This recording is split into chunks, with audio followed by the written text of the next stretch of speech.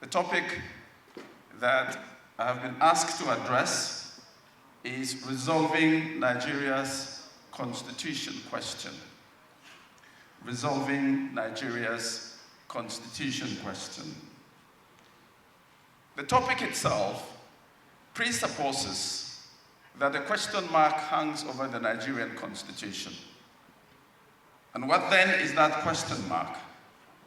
This invariably arises from the preamble to the Nigerian constitution, which states that the constitution was made by we, the people. And for those who are familiar with the context in which the 1999 constitution emerged, the question that invariably arises is whether there is a legitimacy deficit that we confront. There's a great deal of debate about that, and I wouldn't have, unfortunately, the privilege of the time to address that question. But I think what is critical is that, as the Nigerian Constitution rightly points out in section 14, subsection 2A, sovereignty belongs to the people of Nigeria, from whom government, through the Constitution, derives all its authority and power. And if the Nigerian Constitution is made by we, the people, then it becomes imperative that the Nigerian people are front and center, that the Nigerian people are at the heart of Nigeria's constitutional experience. And it also means that in the context of this constitutional amendment exercise, we are conscious of that imperative.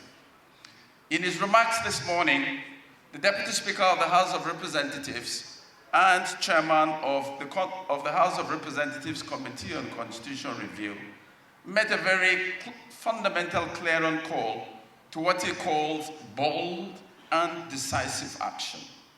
And it invariably follows that in the context of the exercise that is unfolding, all the mandate bearers must be bold and decisive. So in terms of the question of legitimacy of the Constitution, clearly, the reality is that there is a recurring debate about the legitimacy of the Nigerian Constitution, and this has generated contentions, contestations, and clarion calls for amendments. There are those who have argued, for instance, that members of the National Assembly are not competent to make fundamental alterations to the Constitution or to make fundamental changes to its fundamental structures and fundamental principles.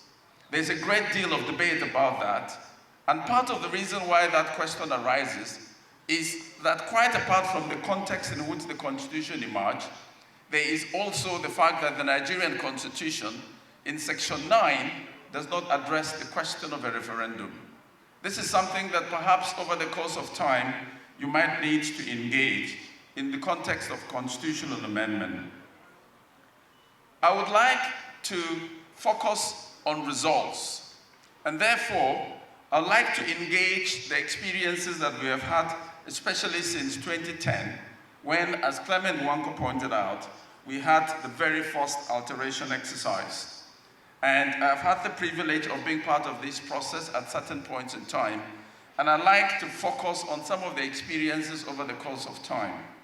Of course, we are familiar that from 2010 we have had alterations from numbers 1 to the last exercise, which was number 5 alteration. And my expectation is that we will now have a 6th alteration that will be very profound in its outcome. So what are some of the lessons? Because I like to focus on results. What are some of the lessons that we need to learn from the previous exercises so that we have optimal performance? And the very first is the fact that you must be strategic in planning and commence early. And I'm very happy that the Deputy Speaker of the House of Representatives has indicated that you have given yourselves a timeline of 24 months. This is very critical for 3 major reasons. The first is that there might be a number of amendments that have implications for the conduct of the 2027 elections. And the sooner you're over and done with that aspect of the amendment, the easier it is for the Independent National Electoral Commission to better prepare for the 2027 elections. The second reason is that if you don't get over and done with this in good time, the more it drags to the 2027 elections, the more the likelihood that the honorable members and the senators will be looking at every item through a political lens. And the third is that if you drag this to the 2027 elections, the likelihood is that electioneering campaigns now become the order of the day, and you won't have the attention and focus that you need in order to constructively engage the Constitution Amendment exercise. The second, drawing from our experience in previous exercises, and I'm glad again that the Deputy Speaker of the House of Representatives has underscored this fact, is that you need to build consensus. Nigeria is a very diverse country, and it is extremely critical that we build consensus. And as a matter of fact, if you need to amend the Constitution, there are some aspects of the Constitution that require a threshold of 2/3. But there are some of them that require a threshold of 4/5. And so if you don't build consensus in a spirit of give and take, then it will be very difficult for us to achieve our goals. The third lesson is that you must be prepared to walk across party lines. This National Assembly is probably the most diverse in terms of the representation of different political parties. And you must be prepared to walk across party lines, and in doing so, you must focus on the national interest. And focusing on the national interest means that you must be deliberate in avoiding political grandstanding and brinkmanship. I would urge all of you to be driven by the courage of your convictions and in the overarching interest of the Nigerian state. And when it comes to the subject of courage, I often reference the statement attributed to a former senator of the United States, Senator John McCain. And John McCain says that courage is not the absence of fear, but the capacity for action in spite of our fears. Over the course of this exercise, you may be called upon to take bold and decisive action that requires courage and the courage of your convictions. The fourth point is the imperative of stakeholder engagement. And I'm very delighted that part of what we're going to be doing today is citizenship engagement. And engagement is very critical because the people are at the heart of the exercise. And therefore, the exercise must be people-centered. You must feel the pulse of the people, and you must give expression to the interest of the people. In this respect, working with your counterparts in the Senate, it will become very critical to engage with civil society, to engage with traditional rulers, some of whom are here, to engage with religious leaders, to engage with the media, to engage with political parties and other critical stakeholders in the Nigerian project. I would like to also say, and this is lesson number 5, strategy is key. Because without strategy, this becomes really an exercise that is not focused. And one of the things that we learned in the course of previous exercises is that you might find that there are a number of bills in respect of which there is consensus, and yet there are others that are very contentious. And what we have learned in previous exercises is that where you have reached consensus in respect of some key issues, you should have separate standalone bills in respect of those issues. Because if you lump them with the very contentious issues, the likelihood is that you pass it in the House of Representatives and you get stuck in the Senate and vice versa, or you pass it in the National Assembly and by the time you get to the state, you are confronted with challenges there, or you are able to get this passed all through these processes, and yet you find that there's a challenge at the level of presidential accents. The 6th lesson is that there must be synergy between the two chambers of the National Assembly. As you would recall, in the course of one of the earlier constitutional amendment exercises, there was a joint National Assembly committee on the review of the Constitution. And there were questions about who would chair the session. The Senate said, well, we will chair the session. The House of Representatives said, we will chair the session. And at the end of the day, it took a long time before this was resolved, and we now had co-chairs of the committee. And so it is important that there is synergy, because in the context of constitutional amendment, both chambers of the National Assembly have co-equal powers, and it is important that you work in a symbiotic manner to achieve your goals. Lesson number 7, and this is extremely critical, is that you must have strategic engagement with your colleagues at the state assemblies. As you know, members of the state houses of assembly have a role to play in this respect. And in the last exercise, we had a major challenge. And I think that that challenge was unprecedented. After members of the National Assembly were over and done with the exercise, and I recall, as a lead consultant to the House of Representatives Committee on Constitutional Review, that speakers of state houses of assembly were invited for an interactive session with the National Assembly committees. But then it turned out that by the time the National Assembly was over and done with its exercise, and the bills were transmitted to state houses of assembly, something unprecedented happened. The Conference of Speakers, and I'm glad that the chairman of the Conference of Speakers of State Houses of Assembly is here. The Conference of Speakers now wrote back to the National Assembly and said they were not going to take any further legislative action in respect of the bills transmitted to them for concurrence unless their own priority bills were passed by the National Assembly. And as you would recall, those of you who followed that development, there was quite a bit of challenge between the National Assembly. I recall that the Deputy Senate President and the Deputy Speaker of the House of the 9th Assembly addressed a press conference. And so we had a back and forth that unfortunately impeded the action that was needed in respect of that exercise. And so I'm glad that very early in the day, and as the Speaker of the Oyo State House of Assembly, who is the Chairman of the Conference of Speakers, has rightly indicated, it is a very welcome development that very early in the day you're already engaging the State Houses of Assembly. And my hope is that you will have synergy in terms of your actions going forward. The 8th lesson is that you must have periodic consultation and partnership with the executive. At the state level, on paper, there is no specific role for state governors, but we all know that governors wield considerable influence over what happens in respect of this exercise at the state level. And therefore, you must find some way of feeling the pulse of the executive. And at the federal level, of course, the reality is that you may go through the entire gamut of the exercise, and by the time it gets to the president, you find that there is a veto.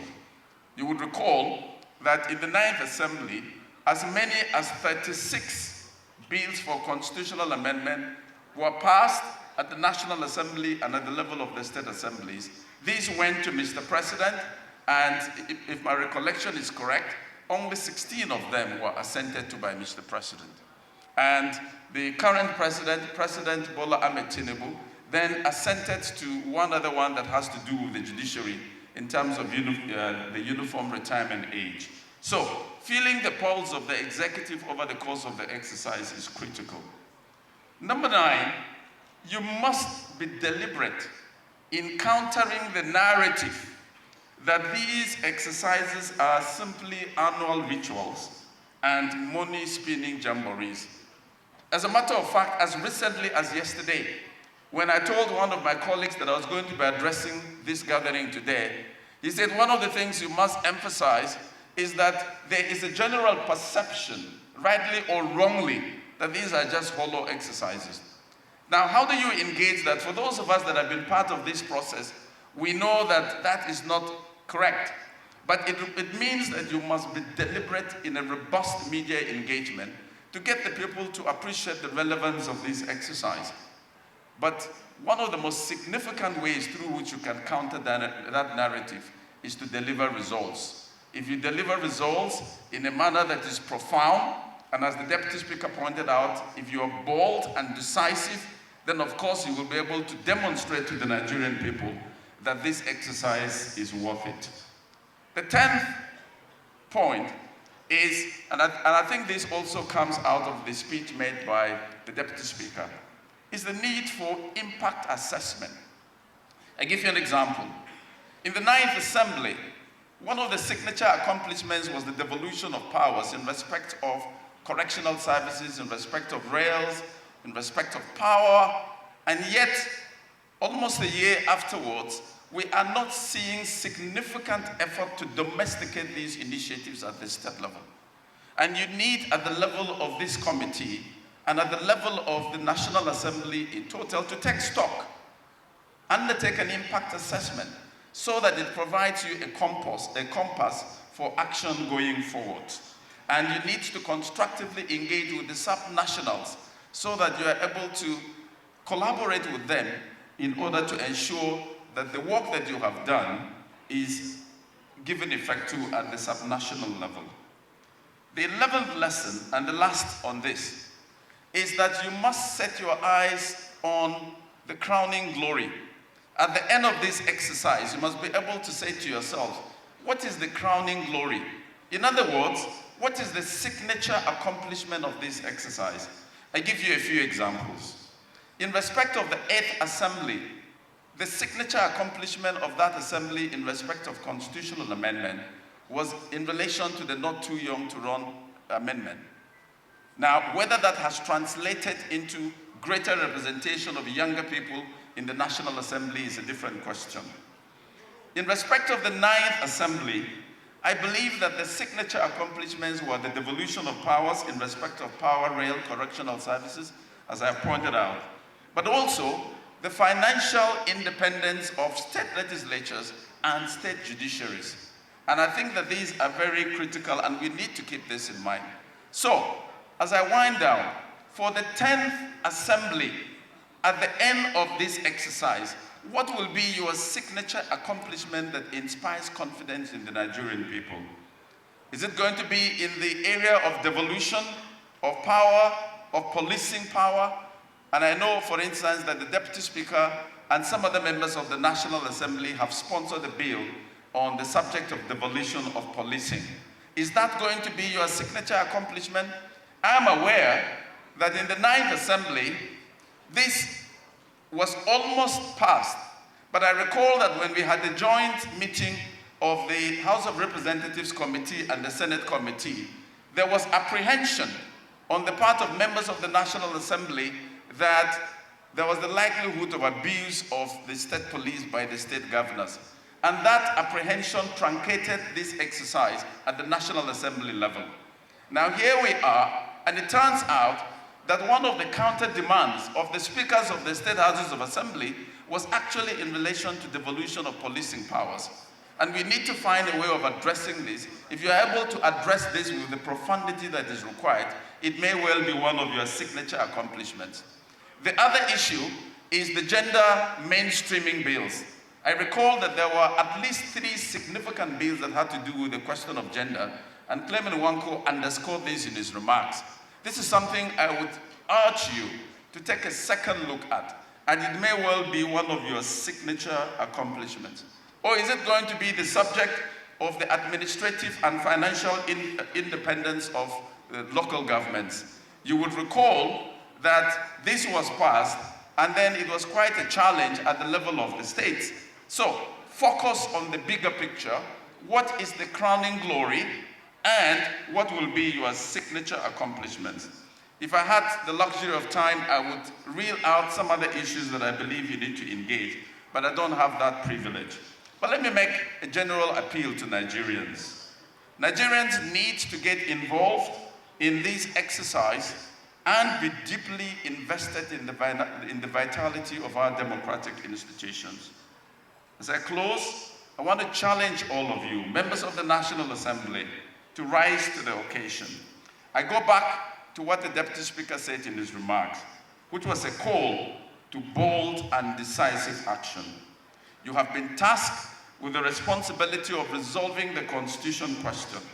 This is a mandate that the Constitution reposes in you and other mandate bearers. And the question I'm going to leave you with, are you willing and determined to write your names in gold in the annals of Nigeria's constitutional history? I thank you for your kind attention.